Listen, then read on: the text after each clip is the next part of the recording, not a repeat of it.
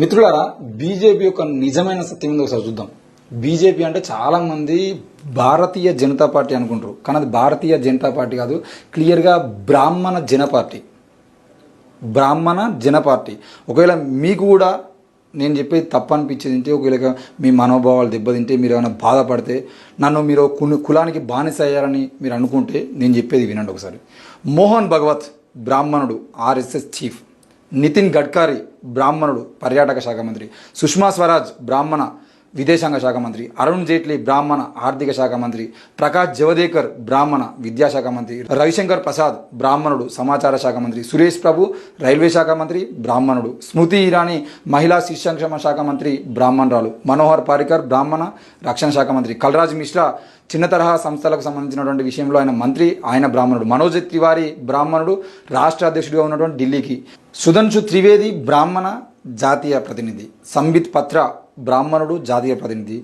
శ్రీకాంత్ శర్మ అని ఉంటాడు, బ్రాహ్మణుడు, జాతీయ ప్రతినిధి. కిషోర్ ఉపాధ్యాయ బ్రాహ్మణుడు, జాతీయ ప్రతినిధి. రఘువర్ దాస్ జార్ఖండ్ ముఖ్యమంత్రిగా ఉన్న ఆయన బ్రాహ్మణుడు. దేవేంద్ర ఫడ్నవీస్ మహారాష్ట్ర సీఎంగా పనిచేసిన ఆయన బ్రాహ్మణుడు. జయంతి నటరాజన్ బ్రాహ్మణుడు, రాష్ట్ర మంత్రిగా పనిచేసిన. నృపేంద్ర శర్మ ప్రధాన కార్యదర్శి, పీఎంకు ప్రధాన కార్యదర్శి, ఆయన బ్రాహ్మణుడు. ముకుల్ రోహత్గి బ్రాహ్మణుడు, అటార్నీ జనరల్.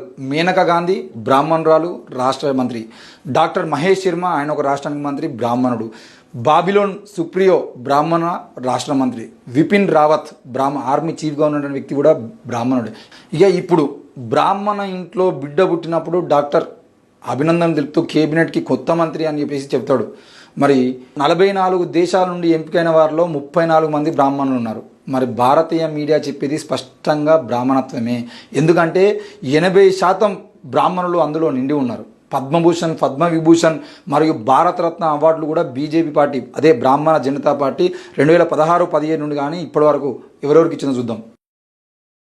రజత్ శర్మ బ్రాహ్మణుడు. అనుపమ్ ఖేర్ బ్రాహ్మణురాలు. ఉదిత్ నారాయణ బ్రాహ్మణుడు. రవిశంకర్ ప్రసాద్ బ్రాహ్మణుడు. యామిని కృష్ణమూర్తి బ్రాహ్మణ.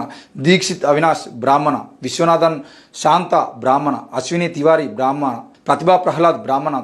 తులసిదాస్ బోర్కర్ బ్రాహ్మణ. ఎస్ఎస్ రాజమౌళి బ్రాహ్మణ. మాధుర్ భండార్కర్ బ్రాహ్మణ.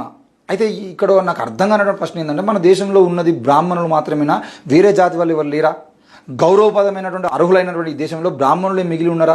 భారతదేశంలో బ్రాహ్మణుల జనాభా 3%, కానీ 97% ఉన్నటువంటి బ్రాహ్మణేతరులు అందరూ కూడా బ్రాహ్మణులకు మానసిక బానిసలుగా ఉంటున్నారు. ఇప్పుడు సబ్కా సాత్ సబ్కా వికాస్ అంటూనే ప్రభుత్వం బ్రాహ్మణ వికాస్ మాత్రమే చేస్తుంది, గుజరాత్ వారి అభివృద్ధి గురించి మాత్రమే చూస్తుంది. రిజర్వేషన్లు అంటూనే అవి లేకుండా బ్రాహ్మణుల ఆధీనంలో ఉన్నటువంటి పోస్టులు ఏంటి ఒకసారి చూద్దాం. నెంబర్ 1, ప్రెసిడెంట్ సెక్రటరియట్లో మొత్తం 49 పోస్టులు ఉంటే 45 మంది బ్రాహ్మణులే. ఎస్సీ ఎస్టీ వాళ్ళు 4, బీసీలు 0. ఉపాధ్యక్ష సచివాలయంలో మొత్తం పోస్టులు 7 అయితే అందులో కేవలం 7 బ్రాహ్మణులు ఉన్నారు. ఎస్సీ ఎస్టీ బీసీలు 0.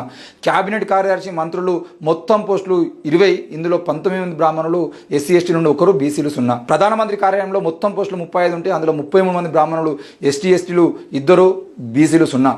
వ్యవసాయ మరియు నీటిపారుదల శాఖలో మొత్తం 274 పోస్టులు ఉంటే 259 మంది మాత్రం బ్రాహ్మణులే, ఎస్సీ ఎస్టీలు 15 మంది, బీసీలు 0.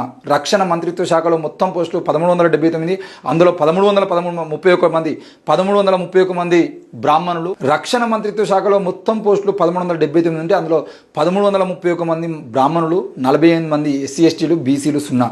సాంఘిక సంక్షేమ మరియు ఆరోగ్య మంత్రిత్వ శాఖలో మొత్తం పోస్టులు 209, అందులో 192 మంది బ్రాహ్మణులు, ఎస్సీ ఎస్టీలు 17, బీసీలు 0.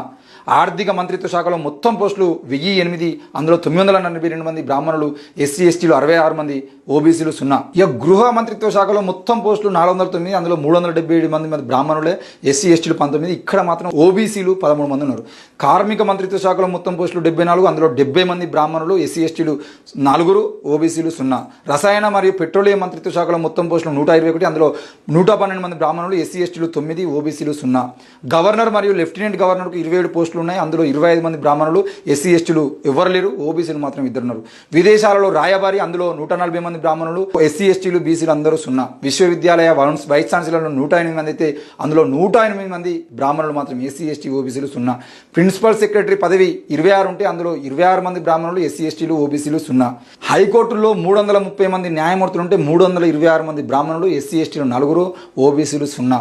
సుప్రీంకోర్టు న్యాయమూర్తులు 23 మంది ఉంటే అందులో 22 మంది బ్రాహ్మణులు, ఎస్సీల నుండి 1, ఎస్టీలు ఓబీసీలు 0. ఇక ఐఏఎస్ అధికారుల జోలికి వచ్చేదంటే 3600 మంది పోస్టులు ఉండేదంటే 2950 బ్రాహ్మణులు, ఎస్సీ ఎస్టీలు 600 మంది, బీసీలు ఒక 50 మంది ఉంటారు. పీటీఐ మొత్తం పోస్టులు 2700 ఉండేదంటే అందులో 2700 మంది బ్రాహ్మణులే, ఎస్సీ ఎస్టీ ఓబీసీలు ఎవ్వరు లేరు. శంకరాచార్య మొత్తం 5 మందిలో 5 బ్రాహ్మణులు, ఎస్సీ ఎస్టీ ఓబీసీలు ఒక్కడు కూడా శంకరాచార్యుడు కాడు. 1947కు దేశం స్వతంత్రం వచ్చినప్పటి నుండి ఏ ప్రభుత్వం ఈ విధంగా రాజ్యాంగాన్ని విస్మరించలేదు మరియు ఉల్లంఘించలేదు. ఈ ప్రభుత్వం యొక్క కళ్ళకు బ్రాహ్మణులు మాత్రమే ఆదరిస్తారని తెలుస్తుంది. ఉన్నతమైన, నిజాయితీ గల, అర్హత గల, అనుభవజ్ఞులైనటువంటి మరియు కష్టపడి పనిచేసే ఇతర కులాల వారు ఎవరు లేరా అంటే వారు చట్టాన్ని, రాజ్యాంగాన్ని నడిపించేటువంటి శక్తి సామర్థ్యాలు వారికి లేవా అంటే జాగో హిందుస్థానీ, జాగో మేల్కొండి హిందుస్థానీ భారతీయులారా మేల్కోండి. మనందరి భారతీయుల సంపదను గుజరాతీలకు అమ్మేస్తున్నా ఎవరు ఉలుకు పలుకు లేకుండా పోయింది. జగమంతా బ్రాహ్మణులమయం అయితే అడిగేది ఎవరు? ఒక్కసారి ఆలోచించండి. ఈ ఎస్టీ ఎస్టీ బీసీలు ఎవ్వరు కూడా హిందువులు కాదా? మరి వీళ్ళకి పదవులు అవసరం లేదా? ఇంతమంది అధికారులు ఉన్నప్పుడు ఎందుకు ఎస్సీ ఎస్టీ బీసీలు ఉండే అధికారులకు అగ్రనాయకత్వంలో స్థాయి ఇవ్వట్లేదు? ఒక్కసారి ఆలోచించండి. బీజేపీ చెప్తున్నటువంటి హిందుత్వం మొత్తం జూటా అని చెప్పేసి మీరు అర్థం చేసుకోండి. ఈసారి ఓటు వేసే ముందు హిందువులని అత్యంత దారుణంగా మోసం చేస్తున్న బీజేపీ పార్టీకి మాత్రం ఓటు వేయాల్సిన అవసరం లేదు. ఎందుకనంటే బీజేపీ అధికారంలోకి వచ్చిన తర్వాతనే ఈ దేశంలో హిందుత్వానికి నష్టం జరగడం మొదలైంది. బీజేపీ అధికారంలోకి వచ్చిన తర్వాతనే ఈ దేశంలో హిందుత్వాన్ని కాపాడుకుందామని నినాదం మొదలైంది. అంటే అంతకుముందు హిందుత్వం కాపాడబడింది, బీజేపీ వచ్చిన తర్వాత హిందుత్వాన్ని కాపాడుకోవాల్సిన అవసరం వచ్చింది. కాబట్టి హిందువులారా మేల్కోండి.